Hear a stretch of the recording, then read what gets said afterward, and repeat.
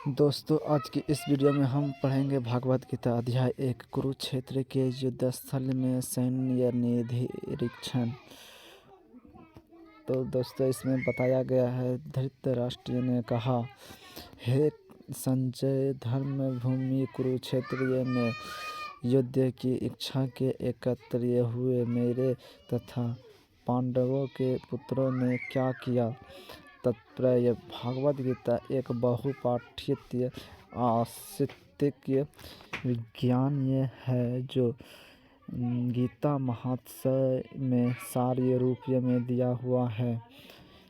इसमें यह उल्लेख है कि मनुष्य को चाहिए कि वह श्री कृष्ण के भक्त की सहायता से संवीक्षण करते हुए भागवत गीता का अध्ययन करे और स्वार्थ प्रेरित व्याख्याओं के बिना उसे समझने का प्रयास करे। अर्जुन ने जिस प्रकार से साक्षात भगवान कृष्ण से गीता सुनी और उसका उपदेश ग्रहण किया, इस प्रकार की स्पष्ट अनुभूति का उदाहरण यह भागवत गीता में ही है। यदि उसी गुरु परंपरा से निजी स्वार्थ से प्रेरित हुए बिना किसी को भागवत गीता समझने का सौभाग्य प्राप्त हो तो वह समस्त वैदिक ज्ञान तथा विश्व के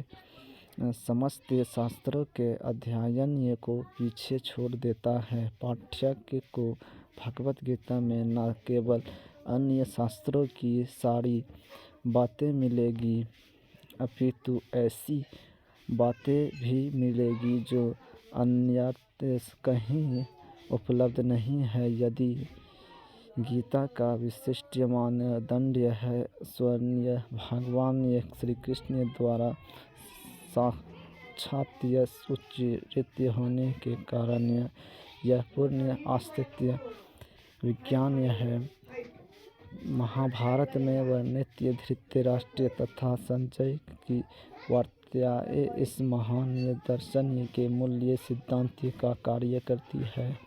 माना जाता है कि इस दर्शन की प्रस्तुति कुरुक्षेत्र के युद्ध स्थल में हुई, जो वैदिक युग से पवित्र तीर्थ स्थल रहा है। इसका प्रवचन भाग्यवान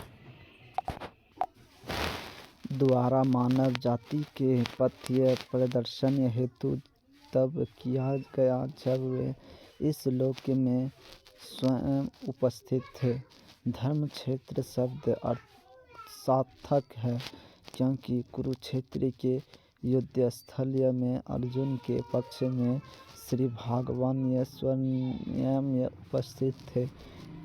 कौरवों का पिता धृतराष्ट्र अपने पुत्रों की विजय की संभावना के विषय में अत्यधिक संदिग्ध था। अतः इसी संदेह के कारण उसने अपने सचिव से पूछा, उन्होंने क्या किया। वह आश्चर्य था कि उसके पुत्र तथा उसके छोटे भाई पांडु के पुत्र कुरुक्षेत्र की युद्ध भूमि में निर्णयात्मक संग्राम के लिए एकत्र हुए हैं। फिर भी उसकी जिज्ञासा सार्थक है। वह नहीं चाहता था कि भाइयों में कोई समझौता हो। अंततः वह युद्ध भूमि में अपने पुत्रों की नियति भाग्य भावी के विषय में आसक्त होना चाह रहा था, किंतु इस युद्ध को कुरुक्षेत्र में लड़ा जाना था, जिसका उल्लंघन वेदों में स्वयं के निवासियों के लिए भी तीर्थस्थल के रूप में हुआ है। अतः धृतराष्ट्र अत्यंत भयभीत था कि इस पवित्र स्थल का युद्ध के पर न जाने कैसा प्रभाव पड़े। उसे भली भांति ज्ञात था कि इसका प्रभाव अर्जुन तथा पांडवों के अन्य पुत्रों पर अत्यंत अनुकूल पड़ा, क्योंकि स्वभाव से वे सभी पुण्यात्मा थे। संजय श्री व्यास का शिष्य था। अतः उनकी कृपा से संजय धृतराष्ट्र के कक्ष में बैठे बैठे कुरुक्षेत्र के युद्ध स्थल का दर्शन कर सकता था।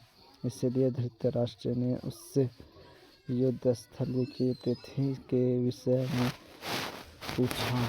पांडव तथा धृतराष्ट्र के पुत्र दोनों ही एक वंश से संबंधित हैं, किंतु यहाँ पर धृतराष्ट्र के वाक्य से उसके मनोभाव प्रकट होती है। उसने जानबूझकर अपने पुत्रों को कुरु कहा और पांडवों के पुत्रों को वंश के उत्तराधिकारी से विलग्न कर दिया।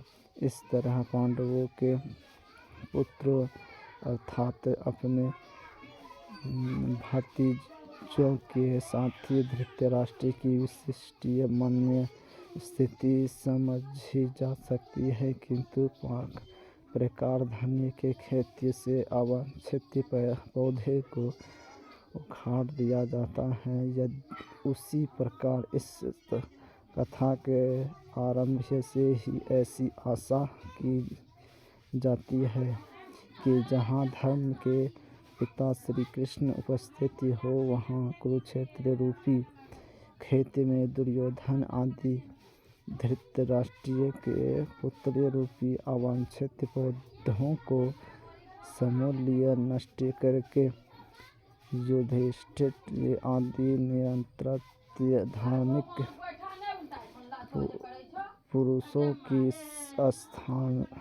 स्थापना की जाएगी। यहाँ धर्म क्षेत्र तथा कुरुक्षेत्र शब्दों की उनकी ऐतिहासिक तथा वैदिक महत्ता के अतिरिक्त यदि सार्थकता है। तो दोस्तों, आपको कैसा लगा ये भागवत गीता का फर्स्ट अध्याय नंबर 1। दोस्तों, अगर आपको अच्छा लगा तो वीडियो लाइक सब्सक्राइब करें। जय हिंद, वंदे मातरम। बोलिए प्रेम से भगवान श्री कृष्ण की जय।